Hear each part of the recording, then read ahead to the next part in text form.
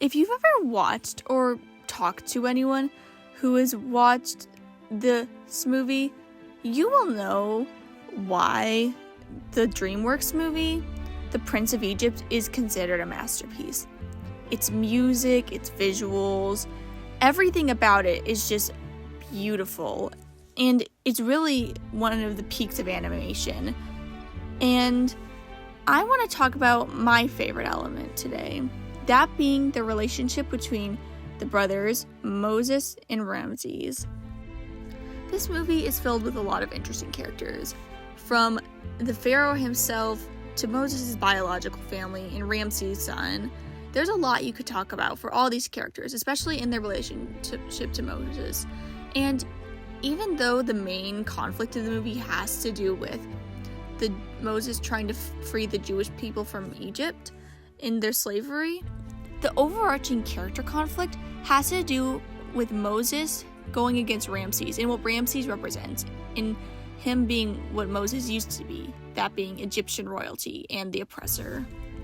In the beginning of the movie, when we see them chariot racing, we can see that even though they're a little competitive with each other, they're still brothers, and they do love and care about each other very much.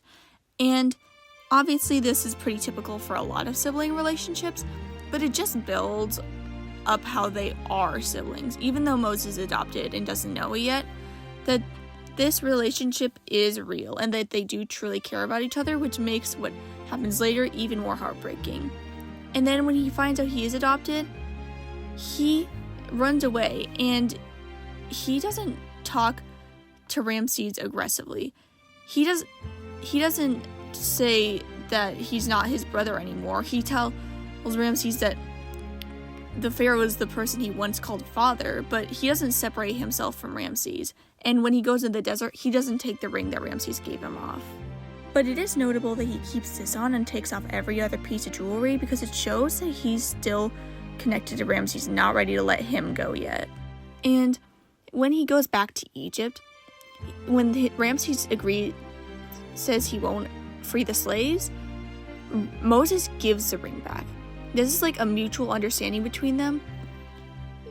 Moses, even though he might still care about Ramses, this relationship cannot continue because of what he's doing to Moses' people. And Ramses not understanding this shows the separation even further. Even earlier in the movie, we can see that Ramses has some bitterness towards Moses because he's the older child and he gets the brunt of the responsibility and will get punished for stuff that Moses does. And at the beginning, this doesn't seem like much. It's not that big of a deal because they still care about each other. But this bitterness comes back into play later, and it partly fuels his actions, but not completely, I don't think. Because a lot of this insecurity and pride about not wanting to damage the name of Pharaoh comes from their father, the old Pharaoh. Then comes the 10 plagues. We can obviously see why Moses can't be friendly with his brother anymore, and why he is so intent on going against them. But it's also clear that the pressure put on Ramses from birth to live up to the legacy of the pharaohs is why he won't set the Hebrew people free. It is the classic question of a movable object versus an unstoppable force.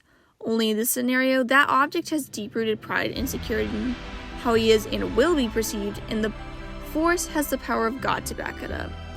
It really is no competition, especially since all the magic that's being done by the Egyptian gods and the priests, apparently in this movie, is obviously fake and isn't really a big deal. And this all kind of comes to a head in the 10th plague, when Ramses' son is killed. And we see this brotherly bond break entirely. This love that Ramses felt for Moses, even when he didn't want to, turns to pure hatred. And we can see why. I mean, Moses is responsible for the death of his son. He feels upset, and even though he is definitely in the wrong, we can see why this impacted him and how it impacts Moses, because he obviously feels terrible about it, because this is still his brother, and the person who died was his nephew. But even after the Hebrew people and Moses are leaving Egypt, Ramses can't let go of his pride, and so he tries to get them instead of cutting his losses like he should have done a while ago. But this is the most tragic part of the movie, I think, because after everything is done, after they walk through the Red Sea and all of Ramses' troops are killed, Ramses sits alone on a rock. And this is the last shot we see of him in the movie. And it's really tragic because we see who he once was. And even if he wasn't a good person, he committed so many atrocities with the enslavement of the Hebrew people. We can see that how far his character has truly fallen and how important his relationship with Moses was. This story wouldn't have worked if they weren't brothers.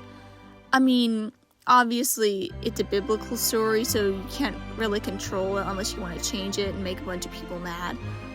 But the way that they wrote it, with it being not just a conflict between two people, sure, they were raised in the same household, but they're still diametrically opposed in their views, and they don't really have a lot in common, so making them clearly brothers and have that brotherly bond makes it not just a beautiful, magnificent story with great visuals and terrible, dark themes, but a tragic one too. And to cap off this video, I want to show this one wordless moment where we can see in Ramses' eyes the love for his brother turn to hate, and what I think summarizes and best epitomizes the tragedy of their relationship breaking. Hey guys, so thanks for watching this video. I've been wanting to talk about this movie and this specific element of it since I watched it in its entirety for the first time since I was like 5, about a few weeks ago.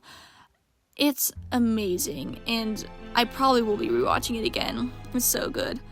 But if you like it, and want to see more stuff like it, let me know in the comments below. Bye!